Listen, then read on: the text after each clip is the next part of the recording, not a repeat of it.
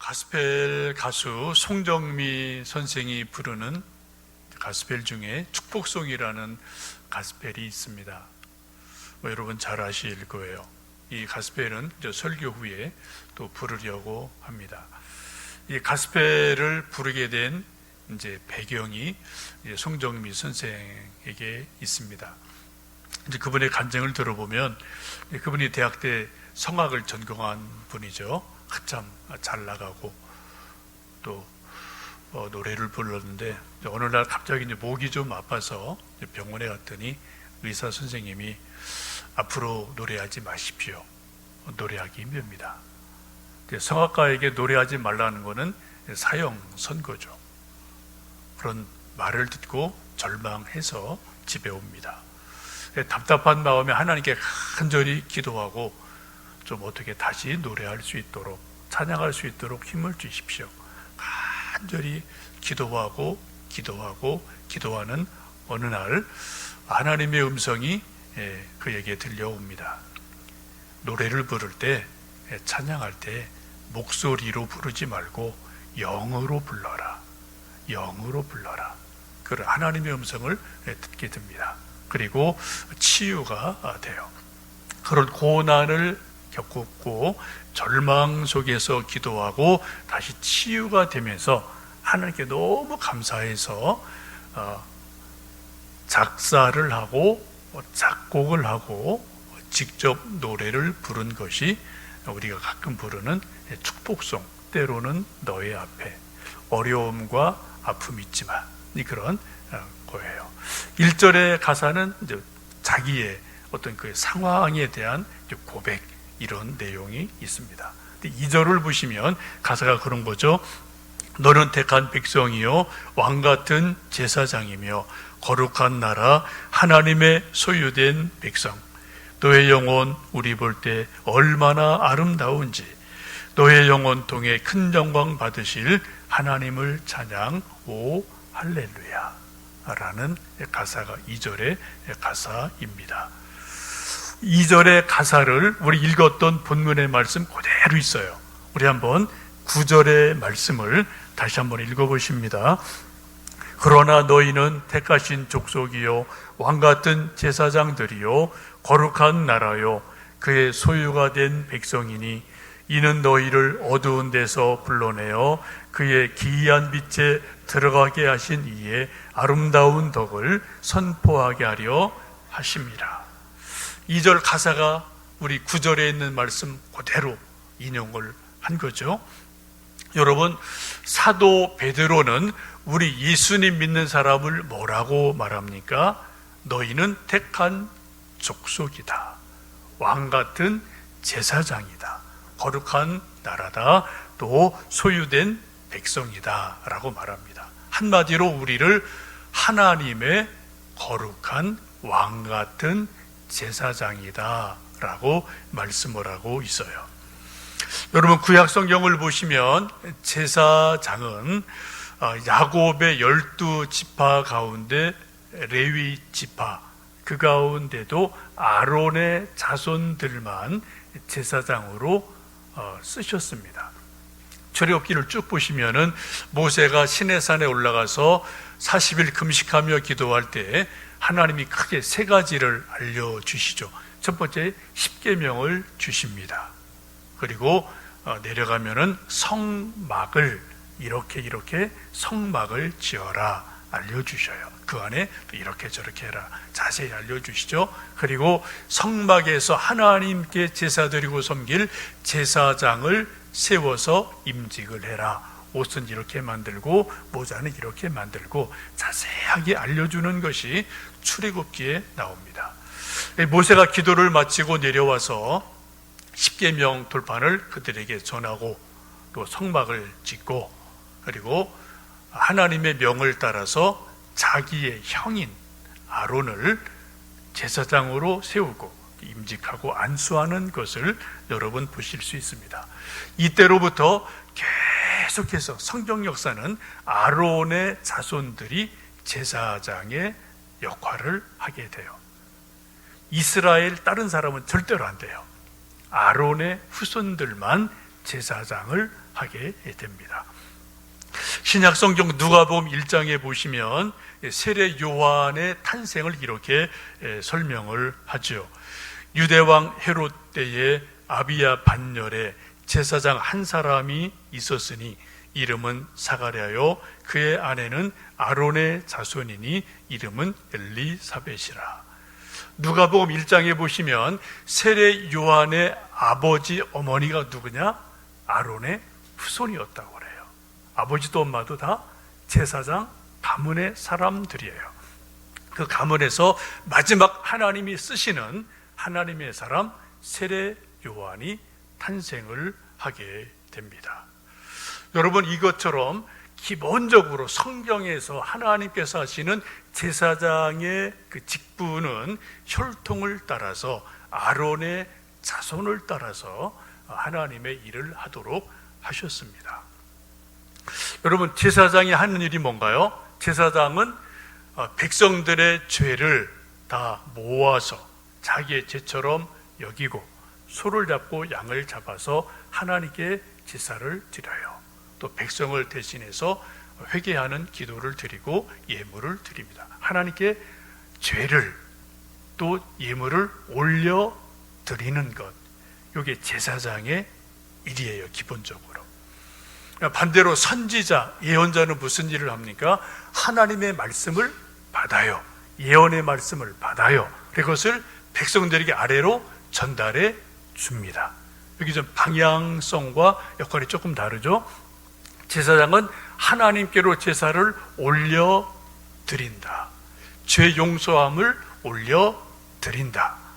선지자와 예언자들은 말씀을 받아서 아래로 내려 보낸다. 여기 조금 이제 역할이 조금씩 달라지게 됩니다. 성경을 보시면 이 제사장의 역할을 완성하신 분이 예수님이다 라고 성경은 말씀을 합니다. 흔히 신학적으로 예수님에게는 세 가지 중요한 직이 있는데 그것은 제사장이시다. 예수님은 또 제사장뿐 아니라 예수님은 왕 중의 왕이시다. 또 예수님은 마지막 선지자시다. 이런 이제 세 가지를 예수님의 삼중직이다라고 흔히 이야기를 합니다. 히브리서 말씀을 보시면 그렇게 말씀하죠. 10장에 보시면 제사장마다 매일 자주 제사를 드리지만 완전히 죄를 사하지 못했다. 그러나 예수님이 자신의 죄를 몸을 단번에 드리심으로 영원한 제사를 단번에 완전하게 드리셨다. 그래서 예수님 이후로는 다시 소나 양이나 비둘기를 잡아서 하나님께 제사 드릴 일이 없다. 왜요? 예수님이 하나님의 어린 양으로서 십자가 달려 돌아가셔서 우리 모든 죄를 담당하셨기 때문에 더 이상 희생 제사는 필요 없다. 소나 양이나 비둘기를 잡아서 피 흘리면서 드릴 일은 없다라고 성경은 분명하게 말씀하고 있습니다. 이게 우리가 믿는 복음이에요. 구약을 믿는 유대인들은 지금도 소를 잡습니다. 양을 잡습니다. 근데 우리는 예배드릴 때 그렇게 안 해요. 예수님의 십자가 보혈을 믿고 의지하고 그 십자가를 붙들고 그리고 그 십자가 안에서 우리 모든 죄가 완벽하게 영원히 사함 받았다. 그 믿음을 가지고 감사함으로 하나님께 담대히 나갑니다. 어떻게 해요? 왕 같은 제사장처럼. 예수님이 우리를 구원받은 백성으로 부르시고 택하신 이유가 뭡니까? 우리를 왕 같은 제사장으로 삼으시려고 우리를 불러내셨다라고 성경은 말씀합니다. 지금 우리가 계속해서 베드로전서, 예수님의 수제자인 사도 베드로가 쓴 서신서를 지금 말씀을 보고 있는데, 여러분 말씀을 쭉 보시면 이 사도 베드로가 얼마나 깊이 있게 예수님을 이해하는지, 또 영적인 지각과 영적인 지혜가 얼마나 깊은지를 여러분 이 성경 말씀 한 구절 한 구절 단어 하나에서 여러분 보실 수가 있어요. 물론 성경 전체가 다 하나님 말씀이기 때문에 이 하나님 말씀 성경 속 하나님의 지혜가 있고 하나님의 비밀이 있습니다만, 특별히 베드로 사도가 쓰니 말씀을 보면은 예수님의 수제자답게 정말 예수님에 대해서, 복음에 대해서 깊이 있게 이해를 해요. 통찰력이 있어요. 그리고 그 비밀을 우리들에게 이렇게 저렇게 알려주고 있습니다. 예수님 믿는 우리가 누구라고요? 한마디로 말하면은 왕 같은 제사장이다. 왕 같은 제사장이다 라고 우리를 불러주십니다. 주님이 그렇게 우리를 인정하셨다는 거예요.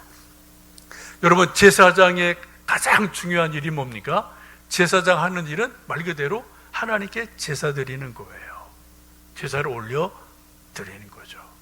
구약에서는 소를 잡고 양을 잡고 비둘기를 잡아서 하나님께 희생 제사를 올려 드렸어요. 번제를, 화목제를, 속죄제를 올려 드렸습니다. 이제 신약 와서는 그런 것이 아닌 형태가 좀 바뀌죠. 내용은 똑같습니다. 그러나 형식이 바뀌어요. 어떻게 해요?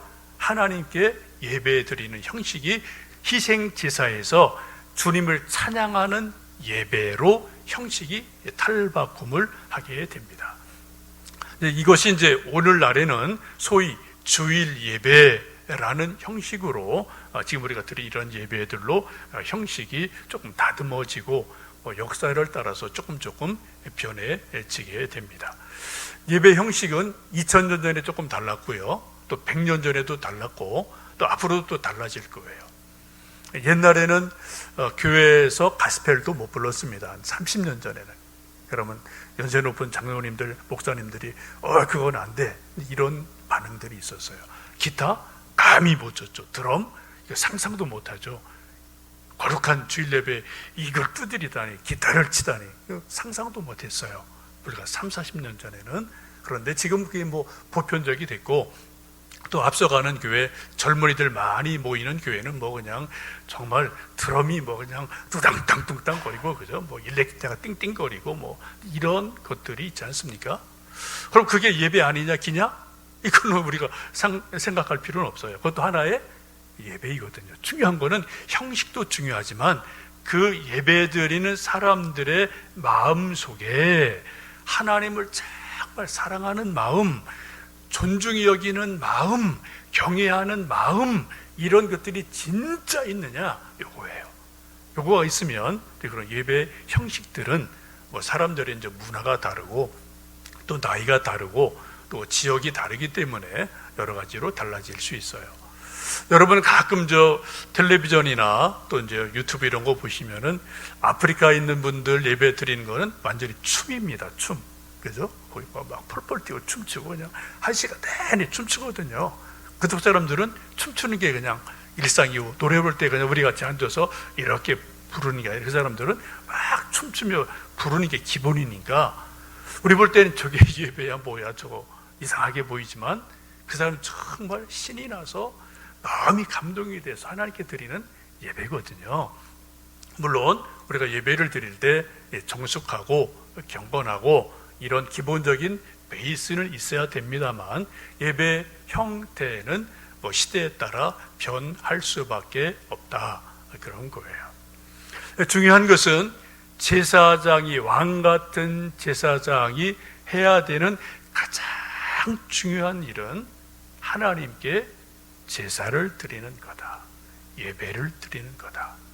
이거는 목사만 하는 게 아닙니다. 여러분 한 분 한 분 다 누구라고요? 왕 같은 제사장들이에요. 제 말이 아닙니다.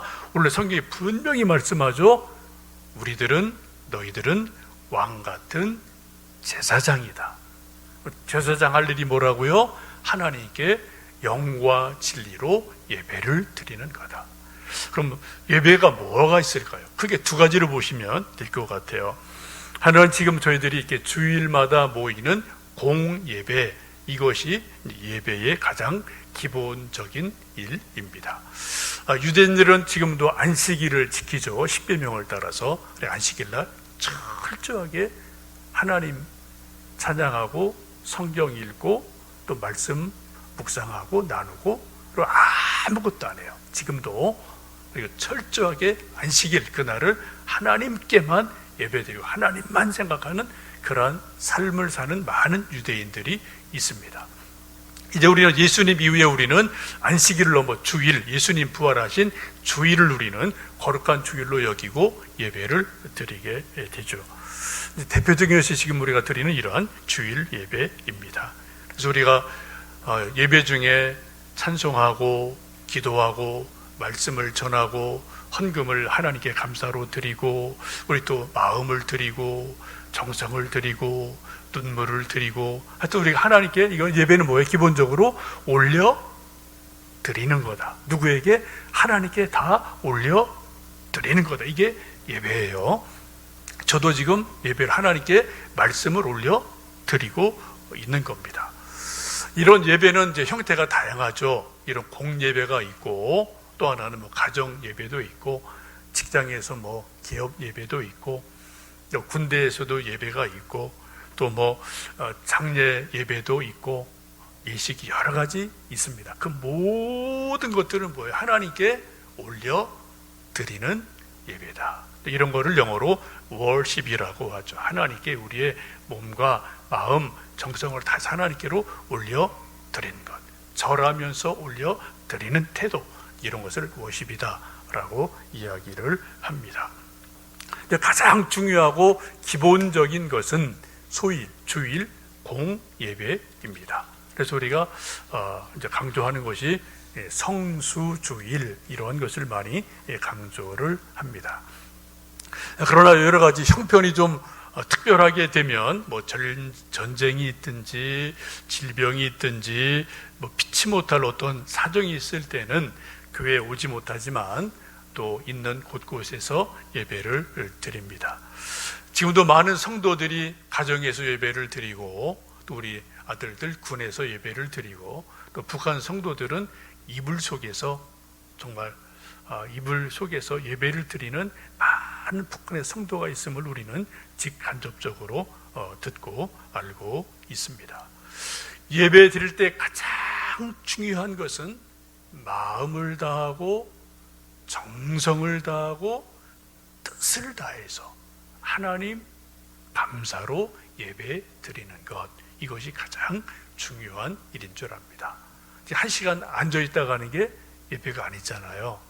또 순서 쭉 훑어가는 게 예배가 아니잖아요. 그건 형식이고, 정말 중요한 것은 이 시간 형편이 어떻든 또 어느 곳에 있든 우리가 정말 하나님을 생각하고 하나님께 감사한 마음으로 예배 드리는 것, 그 마음, 이것이 하나님 받으실 만한 예배인 줄로 압니다. 만일 우리가 예배를 드리고 하나님이 우리 예배를, 나의 예배를, 여러분의 예배를 하나님이 받으셨다면 여러분 안심하셔도 됩니다. 정말이에요. 여러분 가끔 1년에 한두 번 아니면 평생에 몇 번 그런 체험을 하신 일이 있으신지 모르겠어요. 정말 내가 드리는 이 예배를, 이 찬송을, 이 헌물을, 내 기도를 예배 중에 하나님이 받으시는구나, 내가 정말 하나님께로 올려드리는구나, 하나님이 정말 내 예배를 받으시는구나, 이런 감동이 올 때가 아주 가끔 있어요. 매번 예배 때마다 그러면 얼마나 좋겠습니까마는 사실 그거는 뭐 저나 여러분이나 쉽지 않습니다. 근데 일생에 이런 일이 몇 번인가 있어요. 여러분 그런 거 기억나시는 게 혹 있으십니까? 예배 중에 그때 하나님 역사하시는 시간이에요. 그때 하나님 뭔가를 하시는 시간이에요. 물론 우리가 예배 드릴 때 하나님 다 기쁘게 받으시지만 그 내용으로 들어가서 정말 예배드리는 내 진심, 또 그걸 받으시는 하나님, 이게 뭔가 딱 만날 때가 있다고요. 이런 예배가 여러분 정말 드려지면 하나님이 우리 예배를 받으셨어요. 나를 아셔요. 내 형편을 아셔요. 내 약함을 아셔요. 하나님이 정말 나를 아신다면 된 거 아닙니까? 그렇죠?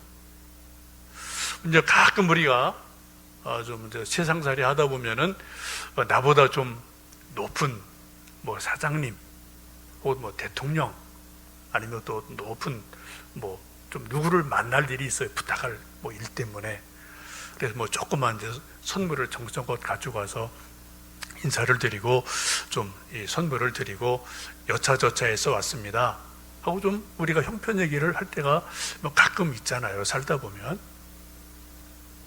요즘 김영란법 때문에 복잡하긴 합니다만 옛날에는 뭐예요? 그런 선물 가지고 오면은 그분이 내 형편을 알고 정말 얘기를 들어주고 알았어요 하고 그 자그마한 정성스러운 선물을 받아줄 때가 있어요. 어떤 때는 또 됐습니다 하고 거절할 때도 있죠.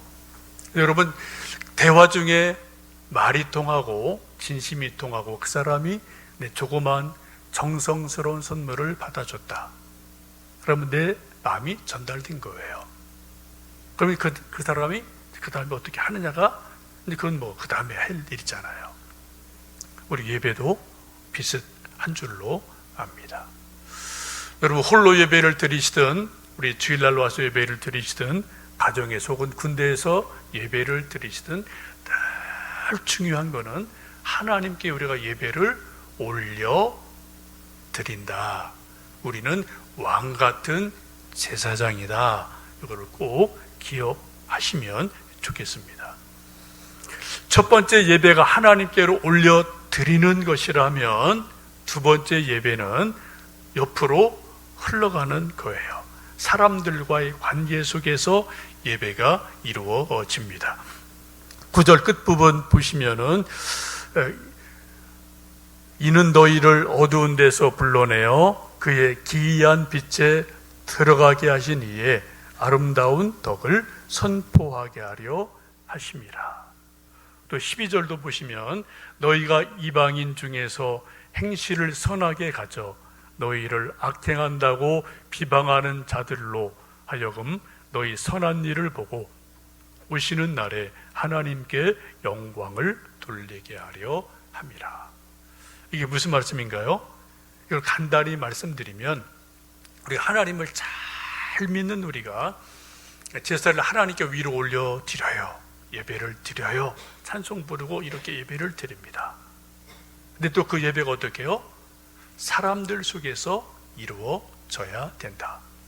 왕 같은 제사장인 나를 보고 하나님께 영광이 되게 해라.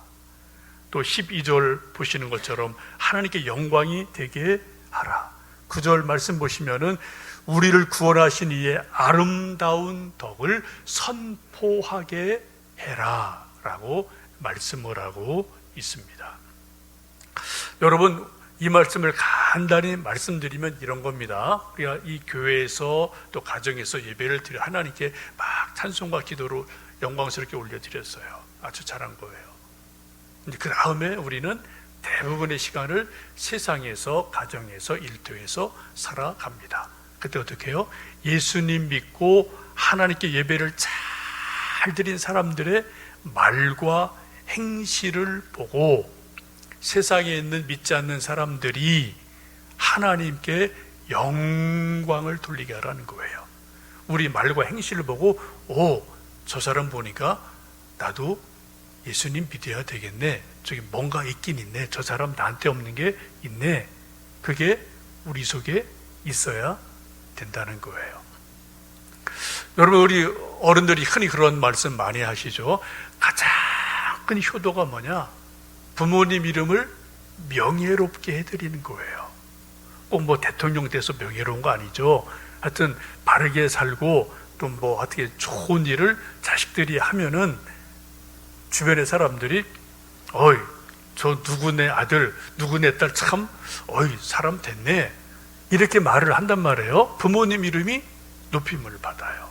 근데 반대로 자식들이 막 엉망이면은, 아이, 저 집 저 누집 저거 자식이야 저거. 뭐 이렇게 말이 나가지 않습니까? 부모님 이름이 먹칠을 당한단 말이에요.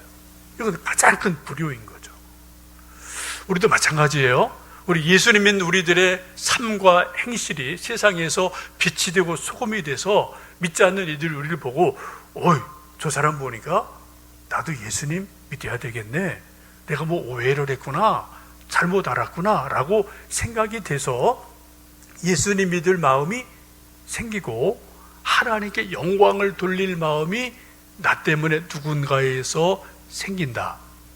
그게 하나님 받으시는 또 다른 예배라는 거예요. 여러분, 참 중요하죠? 근데 우리의 고민은 이게 잘 안 된다는 거예요.